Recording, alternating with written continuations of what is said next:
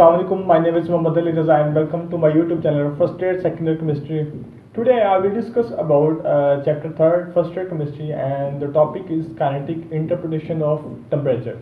It's very important topic of First Year Chemistry. Kinetic interpretation of temperature इसका मतलब क्या है कि kinetic energy का temperature के साथ relation क्या है. Kinetic interpretation मतलब kinetic energy का relation क्या है with temperature. तो ये हम इस वीडियो में डिस्कस करेंगे काइनेटिक एनर्जी का टेम्परेचर के साथ क्या रिलेशन है, डायरेक्टली प्रोपोर्शन है, इन्वर्सली प्रोपोर्शन है या क्या और कोई रिलेशन है. तो वो हम देखते हैं किस तरह. सबसे पहले है जी how pressure is exerted. Kinetic theory से हमें कैसा पता चलता है कि जो प्रेशर कैसे एक्सर्ट होता है, कैसे एक्सर्ट करते हैं गैस के मॉलिक्यूल्स प्रेशर. ठीक है, जो प्रेशर की मेन डेफिनेशन है ना वो गैस से ही इवॉल्व हुई है. वो किस तरह इवॉल्व हुई है वो हम देखते हैं. अब कहता है कि gas molecules are in random motion, they collide with one another and with the walls also. After colliding they change their direction and these collisions are elastic. Due to these collisions pressure is exerted. अब वो कहता है कि gas के जो molecules होता है ना वो रैंडम मूव करता है, कोई ऊपर है, कोई नीचे मूव कर रहा है, कोई लेफ्ट, कोई राइट, कोई जैसे जिसका दिल कर रहा है वो मूव कर रहा है, रैंडम मूवमेंट है. अब इस मूवमेंट के दौरान जाहिर है कोई मतलब अरेंजमेंट नहीं होगी तो वो कोलाइड करेंगे. अब वो मॉलिक्यूल्स आपस में भी कोलाइड करते हैं, विद द वॉल्स भी कोलाइड करते हैं. ठीक है, तो इस तरह कोलिजन के दौरान ना जब मॉलिक्यूल्स एक इधर आके टकराएगा तो डायरेक्शन चेंज करे, हो सकता है इधर चला जाए, वापस चला जाए. तो इस तरह उसकी डायरेक्शन क्या है, चेंज हो जाएगी. ठीक है, अब पहले मैं इधर से आपको प्रेशर की डेफिनेशन समझाता हूँ किस तरह प्रेशर. अब लेट्स सपोज ये एक एरिया है, ये एक मॉलिक्यूल है, ये मॉलिक्यूल आया इधर टकराया. अब ये मॉलिक्यूल है, ठीक है, उसने फोर्स लगाई है. ये एक एरिया है, ये फोर्स और ये एरिया, इन दोनों को डिवाइड करें तो आपके पास प्रेशर आता है. तो यही इधर लिखा हुआ P is equal to F over force पर unit area is called pressure. तो इस तरह प्रेशर की डेफिनेशन और प्रेशर को क्या है कंक्लूड किया गया गैस की कोलिजन से, काइनेटिक थ्योरी से. ठीक है, अब सेकंड पॉइंट क्या है कि दीज कोलिजन्स आर इलास्टिक.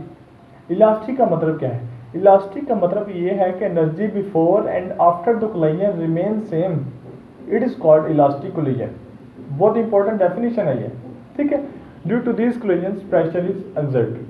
ठीक है, तो इस तरह प्रेशर को क्या है डिड्यूस किया गया काइनेटिक थ्योरी से. अब नेक्स्ट है जी काइनेटिक इक्वेशन क्या है. काइनेटिक इक्वेशन ये है P is equal to 1/3 mc² bar. ये जो m है ये है mass of gas molecules, m जो कैपिटल है नंबर ऑफ मॉलिक्यूल्स है या number of moles of gas है, और C2 के ऊपर बार जो है ये मीन स्क्वायर वेलोसिटी है. ये जो बार है ये मीन को शो करती है और ये जो C2 है ये C स्क्वायर है. ठीक है, ये जो स्क्वायर को शो करता है तो क्या बन जाता है मीन स्क्वायर वेलोसिटी. अब नेक्स्ट पॉइंट क्या है जी average kinetic energy for 1 mole of gas. Average kinetic energy for 1 mole of gas. ठीक है, वो ये है E is equal to 1/2 mc² bar. ये एवरेज ट्रांसलेशनल काइनेटिक एनर्जी है फॉर 1 मोल ऑफ गैस. इसी का रिलेशन हमें चेक करना है कि टेम्परेचर के साथ क्या रिलेशन है. ठीक है, एवरेज ट्रांसलेशन काइनेटिक एनर्जी का टेम्परेचर के साथ क्या रिलेशन है वो हम इस वीडियो में चेक करेंगे. अब नेक्स्ट चलते हैं जी नेक्स्ट पॉइंट क्या है. अब कहता है जी find the value of E. E को आप फाइंड करें क्या इसकी वैल्यू होता है, किस तरह इसका टेम्परेचर के साथ रिलेशन है. ठीक है, एक डेरिवेशन.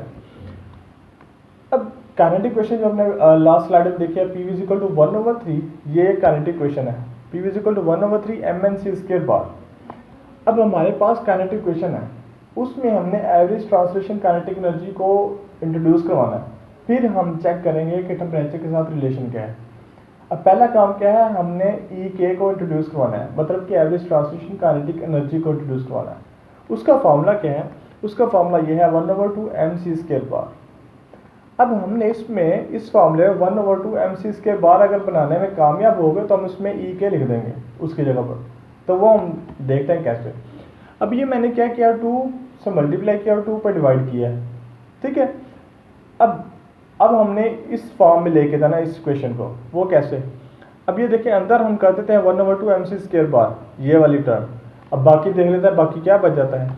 1/2 mc² बार किया ना, ये 1 और ये वाला 2.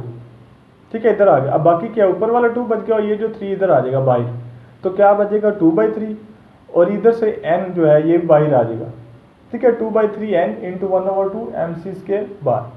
तो ये वाली टर्म बन नहीं गई. ठीक है। तो अब हम इसकी जगह पर ये वाली टर्म लिखेंगे ई के, जो कि हमारा मेन ऑब्जेक्टिव था। तो वो ही हमने किया, P equal to 2/3 N E K. ये इक्वेशन 1 हो गई है। अब नेक्स्ट चलते हैं जी, कहता है फॉर 1 मोल ऑफ गैस, कि जो एन है ना, ये एन ए लिखते हैं हम इसको। फॉर 1 मोल ऑफ गैस उसने एन की जगह एन ए इसलिए लिखा क्योंकि 1 मोल ऑफ गैस में एवोगैड्रो नंबर ऑफ मॉलिक्यूल्स होते हैं 6.02 10⁻23। तो इधर उसने ये एन ए शो किया, ये एवोगैड्रो नंबर को शो कर रहा है। ठीक है। तो फिर हम क्या करेंगे, इसको पुट कर देंगे इस इक्वेशन में, इक्वेशन 1 में। तो क्या बनेगा, P equal to 2/3 N A E के। अब बाकी तो ठीक है, लेकिन टेम्परेचर की टर्म इधर नहीं है। तो ई के का हमने जो रिलेशन फाइंड करना है वो टेम्परेचर के साथ करना है। तो हम टेम्परेचर को कैसे ऐड करेंगे वो हम देखते हैं। अब कैसे करेंगे वो, हम इसकी जो पीवी की वैल्यू है ना, वो होती है P equal to N R T, general gas equation, P equal to N R T. अब ये जो एन है ना, ये 1 पुट कर देते हैं, 1 मोल के साथ डील कर रहे हैं ना, तो इसलिए एन को है 1 पुट करेंगे तो क्या बचेगा, P equal to R T. अब पीवी की जगह हम आर टी पुट कर देंगे, ये P equal to R T. अब हम इसकी जगह पर आर टी पुट करेंगे। So put value of PV in equation 1, ये इस इक्वेशन में हम पुट करेंगे। अब क्या आ जाएगी, R T is equal to 2/3 N A, ये वाली इक्वेशन भी है या ये वाली इक्वेशन है, आप ये वाली ले ले तो बेस्ट है। ठीक है, 2/3 एन ए ई के। अब हम जो हमारा ऑब्जेक्टिव है ई के का जो रिलेशन फाइंड करना है टेम्परेचर से, वो हम देख सकते हैं इसी क्वेश्चन से। क्या रिलेशन है ये आप देखें, ई के को हम अलग कर लेते हैं, जो हमने रिलेशन फाइंड करना है टेम्परेचर के साथ उसको हम एक साइड पे कर देते हैं, बाकी को दूसरी साइड पर डिवाइड कर देते हैं। तो ये जो ई के का हमने रिलेशन फाइंड करना है, तो बाकी 2/3 एन ए को इधर डिवाइड कर देते हैं। ठीक है, तो क्या बन जाएगा, ये जो 3 है ऊपर आ जाएगा 3RT/2N, ये बन जाएगा। अब R जो है जनरल गैस कांस्टेंट है, 3 भी कांस्टेंट है, 3 4 तो नहीं हो सकता, ये 3 2 भी तो नहीं हो सकता, और इसी तरह R की भी एक कांस्टेंट वैल्यू है, वो भी चेंज नहीं हो सकती। ठीक है, तो इस तरह 3 और R दोनों कांस्टेंट है। अब इसी तरह नीचे 2 भी कांस्टेंट है, Na जो है एवोगैड्रो नंबर वो भी कांस्टेंट है, 6.02 10⁻23 है ना, वो 6.05 6.06 नहीं हो सकता। ठीक है, ये कांस्टेंट है दोनों। अब ये जो 4 टर्म्स हैं ये कांस्टेंट है, जो मैंने रेड से शो करवाई है, तो बाकी क्या बचा था टी। तो अब हम देखें कांस्टेंट का मल्टीप्लाई है टेम्परेचर, जब भी कांस्टेंट और इक्वल को रिमूव करवाएंगे तो आप उधर क्या आ जाएगा, प्रोपोर्शनैलिटी का साइन आ जाएगा। तो क्या बन जाएगा, ई के प्रोपोर्शनैलिटी टेम्परेचर। तो इधर से हमें पता चलता है कि जो ई के है या average transition kinetic energy for 1 mole of gas है, वो डायरेक्टली प्रोपोर्शनल है टेम्परेचर के। यही हमने रिलेशन फाइंड करना था, यही है काइनेटिक इंटरप्रिटेशन ऑफ टेम्परेचर, मतलब काइनेटिक एनर्जी का टेम्परेचर के साथ क्या रिलेशन है।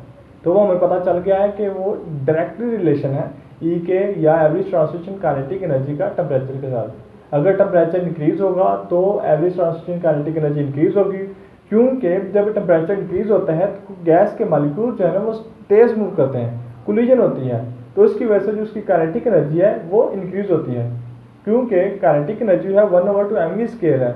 तो टेम्परेचर बढ़ाने की वजह से गैस के मॉलिक्यूल्स की वेलोसिटी बढ़ जाती है, इंक्रीज हो जाती है, तो इसलिए काइनेटिक एनर्जी भी इन टर्न इंक्रीज होती है। अगर टेम्परेचर कम करेंगे, गैस के मॉलिक्यूल्स की वेलोसिटी कम होगी, तो के जो काइनेटिक एनर्जी है 1/2 mv², वेलोसिटी कम होने की वजह से काइनेटिक एनर्जी भी कम हो जाएगी। ठीक है, अब नेक्स्ट और इम्पोर्टेंट पॉइंट ये भी है कि up to when heat transfer will occur. ठीक है, अक्सर क्वेश्चन आ जाता है कि लेट्स सपोज आप किसी बॉडी को आप हीट अप कर रहे हैं, एक रॉड है, उसको मैं इस साइड पे गर्म करता हूँ। अब वो कहता है किस वक्त तक ये जो है ना हीट ट्रांसफर होगा। जब मैं हीट करूँगा ना तो इधर से ऐसा ऐसा रॉड जो है हीट अप होता जाता है। ठीक है, दूसरी तरफ से भी। अब लेट्स सपोज कोई रॉड है, आप उसको हीट कर रहे हैं, ठीक है, जब आपने दूसरी तरफ से पकड़ा है तो आप थोड़ी देर बाद उधर से भी हीट महसूस करेंगे। तो वो कहता है कि जो हीट ट्रांसफर का प्रोसेस है कितनी देर तक चलता है, वो हम देखते हैं। कहता है कि जो हीट ट्रांसफर का प्रोसेस है ना, ये लेट्स सपोज ये रॉड है, उसको मैंने इधर से हीट किया, इधर से, इसलिए इधर हाई टेम्परेचर शो हुआ है, और ये ऐसा ऐसा जो है ना टेम्परेचर इधर भी इंक्रीज होता जा रहा है और ऐसा ऐसा ठंडा होता जाएगा थोड़ी देर बाद। तो ये लो टेम्परेचर को मैंने रीजन शो करवाया है। अब ये जो हीट ट्रांसफर का प्रोसेस है, मतलब हीट का एक पॉइंट से दूसरी पॉइंट तक ट्रांसफर होना, ये कब तक होता है, जब तक दोनों साइड्स का टेम्परेचर जो है सेम ना हो जाए।